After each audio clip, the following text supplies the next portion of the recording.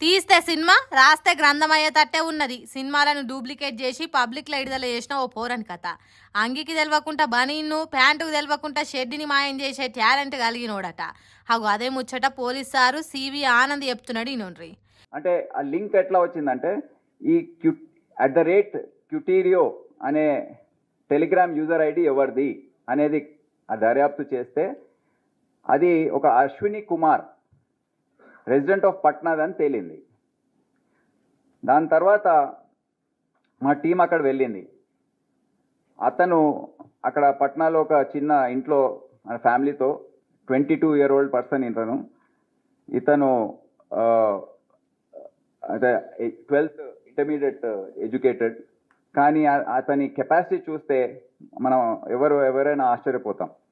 ఇన్నరా 1000 కోట్లు ఖర్చు చేసి తీసిన సినిమాలను మతాన మాయం చేస్తున్నారంటే ఎంతమంది ఉన్నారో, ఎంత పెద్ద టీమో, ఎంత పెద్ద వాళ్ళు ఉన్నారో ఇది అందాలా అనుకుంటున్నాం. కానీ ఉత్త 22 ఏండ్ల నూనుగు మీసాల పోరగాడు చేస్తున్నాడట సినిమాలను డూప్లికేటు.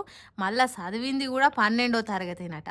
అందుకే పోలీసులకు కూడా కళ్ళు తిరిగి కంతర్ల నొప్పి పుట్టిందట వాడు చేస్తున్న పనులు తెలిసే వరకు. ఎన్ని జాగ్రత్తలు అంటే, ఇంటి చుట్టూ 22 కెమెరాలు పెట్టాడు, మా CCTVs పెట్టి మా టీం వెళ్తూ ఉంటే మొత్తం అతన్ని అట్లా అనుమానం వచ్చి ఆయన ఫోన్లో ఉన్న డేటా అంతా కూడా వైపౌట్ చేశాడు.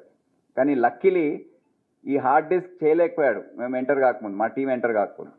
దాంట్లో దొరికిన వివరాలు ఇవి. ఇంకా ఫోన్లో ఉంటే ఫోన్ వివరాలు దొరికితే ఇంకా ఏం జరిగేదో మాకు తెలియదు. ఫోన్లు, మెయిల్లు, మెమరీ కార్డులు అన్నీ దొరికితే ఇంకెంత వండరం బయటపడేదో ఏమో అంటున్నాడు ఆనంద్ సారు. తన పనితనం ఏంటిదో, ఎంత టాలెంట్ కలిగినోడో చెప్తున్నాడు. ఇన్నోన్రి ఈ రెండు ఇక్కడే కాదు, మొత్తం భారతదేశంలో డిజిటల్ మీడియా హౌసెస్ సర్వర్స్ని హ్యాక్ చేసే సత్తా అతనికి ఉంది. చాలా కాంప్లికేటెడ్ ప్రాసెస్, కానీ అతను దాంట్లో నైపుణ్యం అనేది తెచ్చుకున్నాడు. పెద్ద చదువులు చదివిన వాళ్ళకే సాధ్యం కాని పనట అది.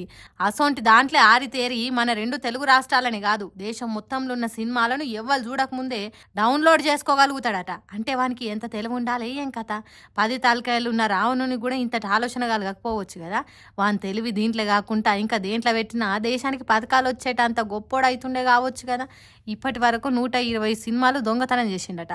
దాన్ని దొంగ సైట్లు నడుపుతున్న వాళ్ళకి అమ్ముకొని సొమ్ము కూడా పెట్టే పని చేస్తున్నాడట. గజ దొంగలకే అంతుపట్టని దొంగతనం చేసిండ అన్నట్టు. ఇంత పెద్ద దొంగను దేశంలో ఏ పోలీసులు పట్టుకోంది, మన తెలంగాణ పోలీసులు పట్టుకున్నాడు గొప్ప ముచ్చట. ఇసొంటి దొంగల ముఠా మొత్తం దొరికితే పుఖ్యానికే సినిమాలు చూసేటోళ్ళ పరిస్థితి ఎట్లనో ఏమో. ఐ బొమ్మలు, బప్పాలు, మూవీ రూల్స్లు మూత పడితే తప్పకుండా టాకీస్లకు పోయి చూడాల్సిందే, లేకుంటే OTTలలో పైసలు కట్టి చూడాల్సిందే. ఇట్లాంటి దొంగలు మొత్తం దొరికితే సినిమాలు తీసేటోళ్ళకి 4 పైసలు మిగిలే రోజులు వస్తాయి కావచ్చు. అసొంటి దినాలు రావాలని కోరుకుందాం. ఏమంటారు?